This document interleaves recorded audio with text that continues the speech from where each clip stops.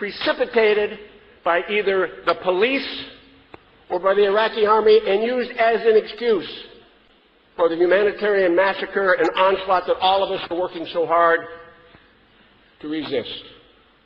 The demands are reasonable.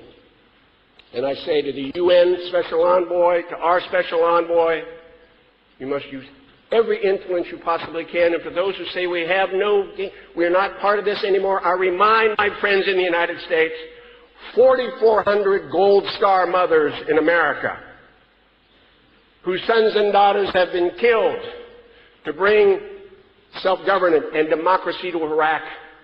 And I would dare say I would not want to be speaking for them, the pain, the sorrow, the anguish to have lost someone in Iraq. But I can't believe that a single American parent who lost a son or daughter on the field of battle in Iraq would tolerate a United States government sitting idly by while the government that their sons and daughters lost their life in fighting to preserve and protect went in and massacred innocent, defenseless citizens of another country. It is un-American.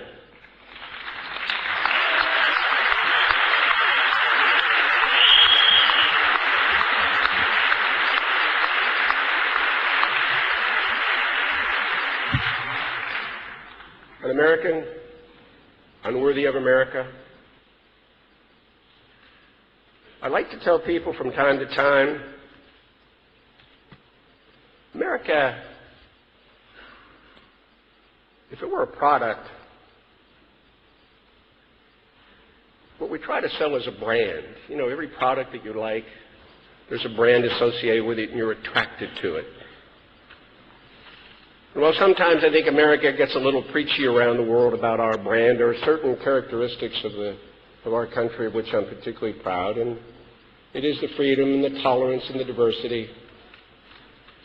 It's also the rule of law, the Constitution of the United States, our credibility. So the fourth theme that I think we need to, hopefully the historians will record, is that our persistent cry to delist, delist, delist was finally heard by the United States government. The EU, the UK, even the courts in the United States have said there is no reason. There's no legal justification. My colleagues here have heard it, and perhaps you've heard me mention this before, ladies and gentlemen, but every day while I was privileged to serve my government, both in the White House and as Secretary of Homeland Security, just about every day for almost 4 years, I got a list of terrorist threats against the United States. And I must tell you, not on one occasion, in those 4 years getting those lists, sometimes it was a couple pages, sometimes it was a couple dozen pages, but at no time did I see a reference to the MEK. Never.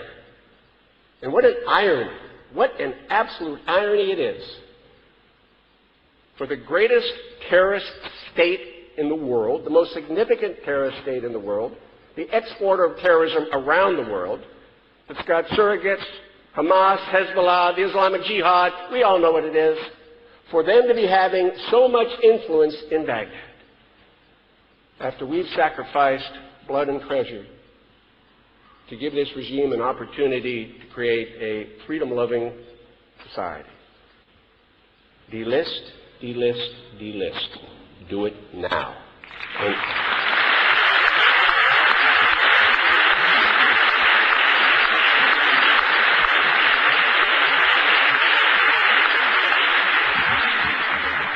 Mrs. Brajavi, again, it is a high honor for me to be associated with you, but also with the distinguished international presence here on the panel. And I pledge to you, I dare say I'm not going to speak. I rarely speak for a crowd other than myself or an individual other than myself, but I think I'm in pretty safe territory if I say that all of us are with you side by side as long as it takes. Thank you, Governor Ridge. Our next speaker is also a former governor from the great state of Pennsylvania. Please welcome Governor Ed Rendell.